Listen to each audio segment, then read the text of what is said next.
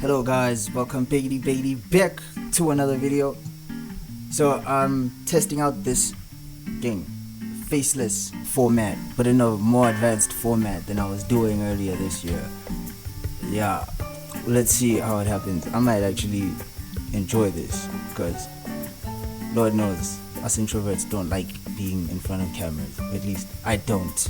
I don't know about other people. But anyway, this is not really a philosophical analysis or dating video like the shit I usually do here. This is just a life update.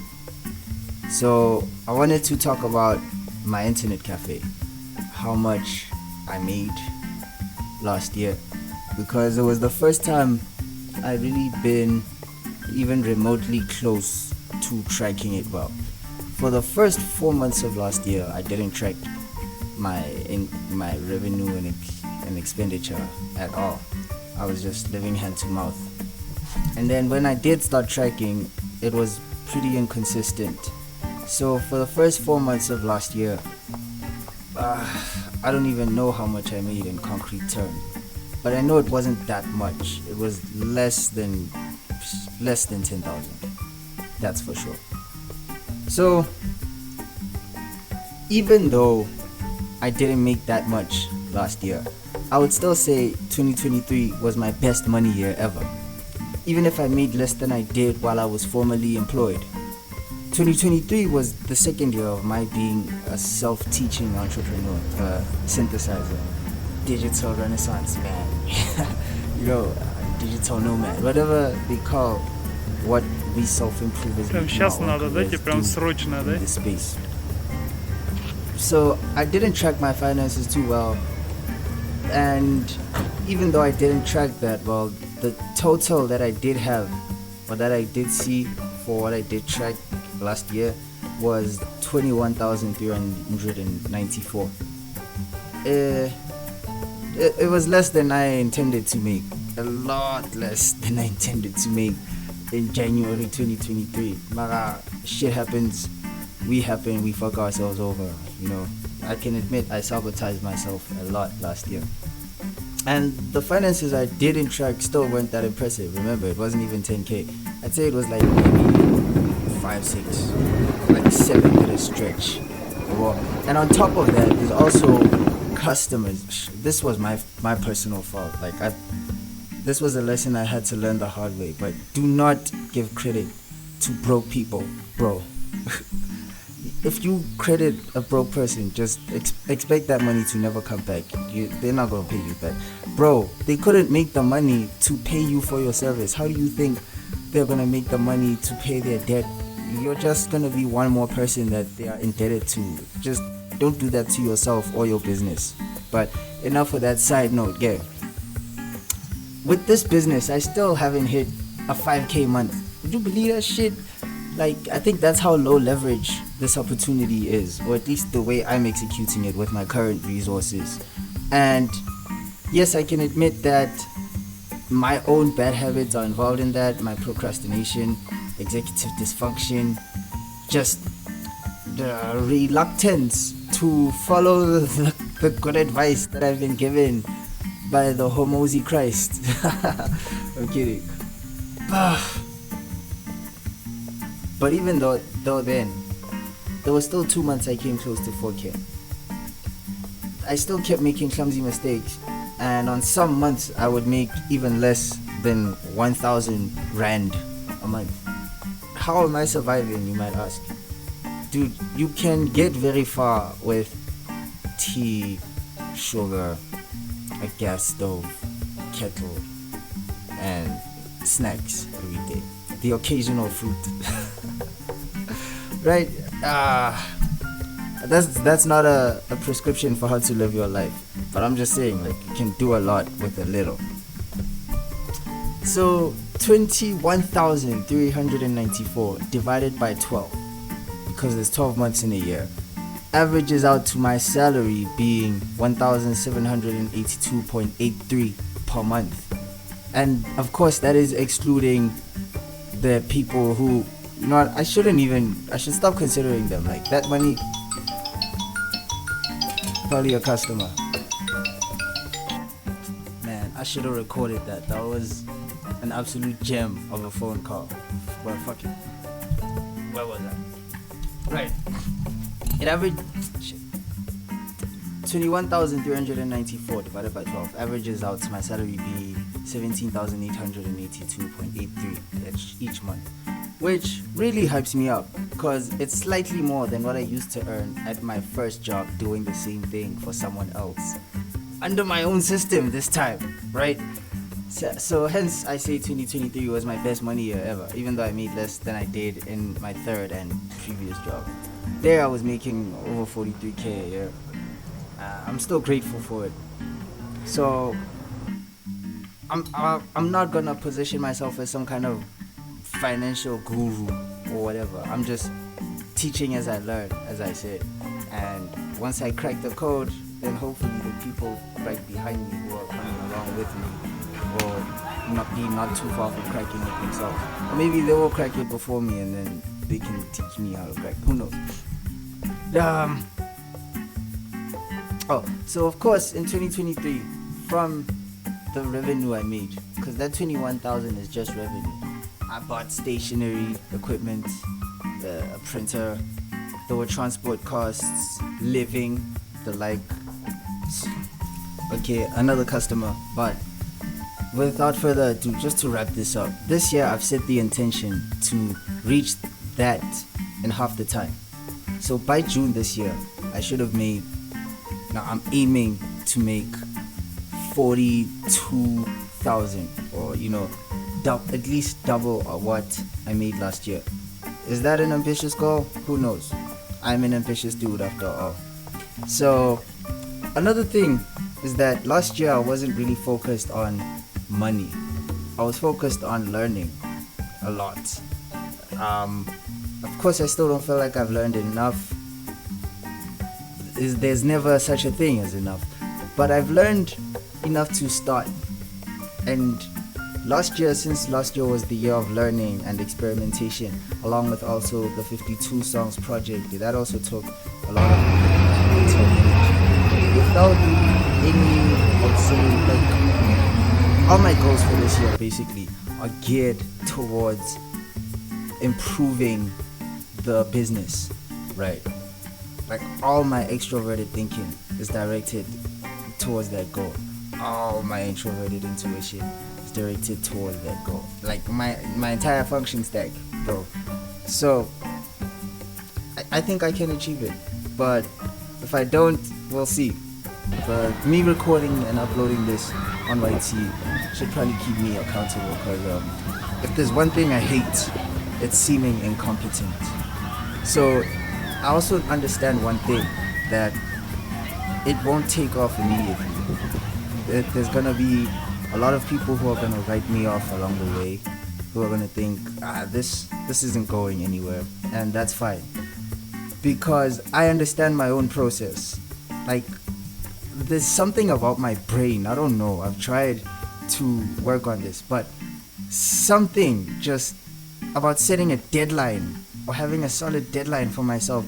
It's like as it approaches, my brain goes into hyperdrive. Like my brain and my entire hormonal profile just goes into hyperdrive towards achieving the thing that is at the deadline.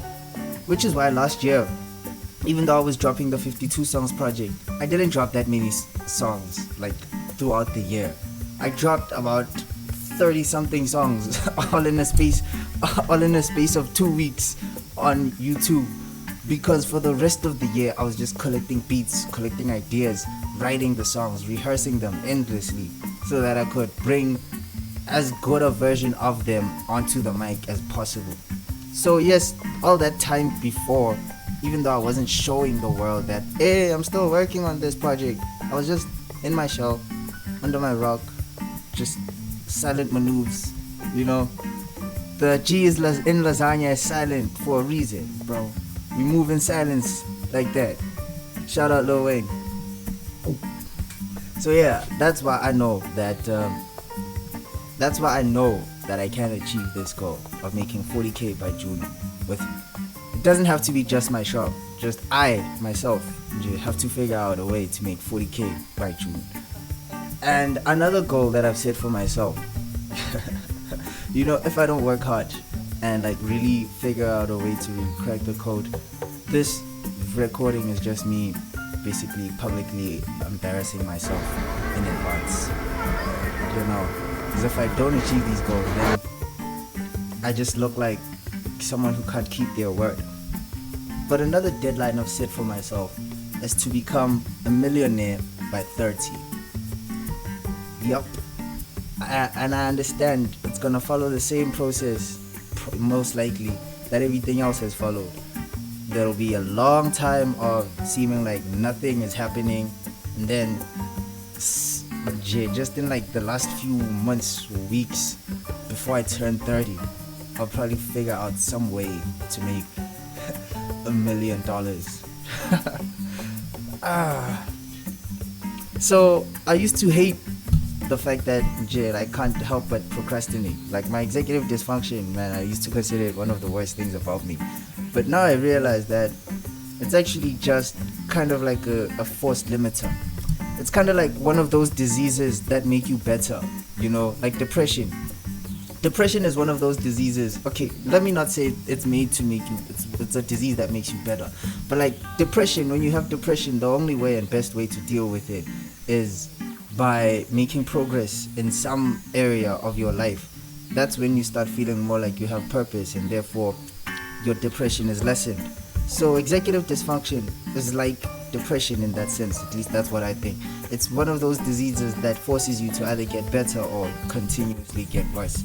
So in my younger days, when I would just allow my executive dysfunction to run wild. I wouldn't be directing any thinking towards my goals. I always just kind of had a feeling that things would work out and that I had time, which I didn't. Like, that is the biggest lie I've ever been told. But anyway, so now as I grow up, I realize that it works by deadlines.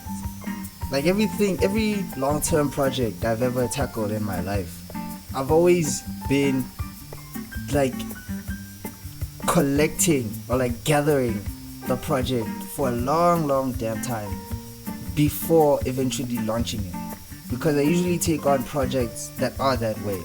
Like projects that have a one-time huge output, but it requires a very long time before that of putting a bunch of things together. So even this goal of becoming a multi-millionaire by 30, it's going to require for the next 4 years, since this year I'm turning 26, to just direct all my extroverted thinking towards putting together the pieces. Okay, another customer. So I guess we're getting closer to that million. But it's gonna require a lot of putting together different types of pieces and stuff, which I'm fairly confident I can do. It's like, man, I'm a whole different person than I was at 24. Like 20 current me would beat the shit out of 24-year-old me and 25-year-old me. Okay, maybe 25-year-old me would whoop my ass. Wait, what? 24-year-old me like would whoop my ass, because that nigga was buff as fuck. But lately I haven't been as consistent in gym because I've just been, again, looking for the pieces, bro. I'm not Tate, I'm not Hamza, I'm not one of those hyperdrive constantly types. I'm more like Danko, in that I don't think you should concern yourself with the work until it becomes urgent, because there's other work that is urgent that could use your attention now. And I understand, yes, that I think he might be an INTJ too, but I understand that it might essentially just be you ignoring your extroverted sensing and just overlooking the small details in reality. But at the end of the day, it kind of seems like a viable approach to your work so that you aren't overwhelmed by all the shit you have to do. Man, okay, this video got way longer than I intended for it to, but this is an unfiltered channel, so it is what it is. I'll keep making videos. updating. I'm not gonna tell y'all what I'm doing unless it works out. If it doesn't work out, then okay, I'll still tell you what I tried. Cause what's the point? I might as well tell you what I did, mistakes I made, and maybe you might try it for yourself, and then you will succeed with it.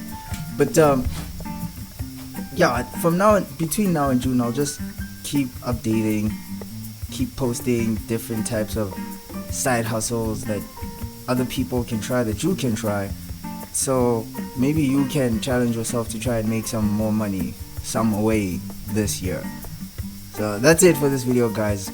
I understand a lot of people may have clicked off a long time ago, but if you stuck around this far, you enjoyed, or you found any kind of value in my content.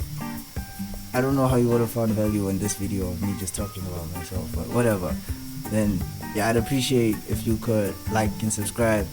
Maybe share a video you think is relevant with one of your loved ones.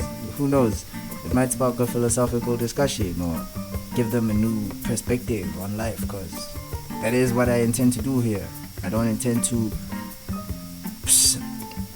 engage with minds and then leave them mediocre. Not that your mind is mediocre, I'm just saying, you know, if I interact with you and I don't provide any value to your cognitive, you know what I'm saying, to your mental, help you grow in some way, then that doesn't seem like it was a good exchange for you. Because not naturally, just by interacting with you in any way, I always take away something. That's just the nature of my intuition. But so because of that, I feel like I always gotta provide value and interactions, or not interact, period. And this is exactly why I haven't approached my crush. But I'll see you in the next video, guys. Peace.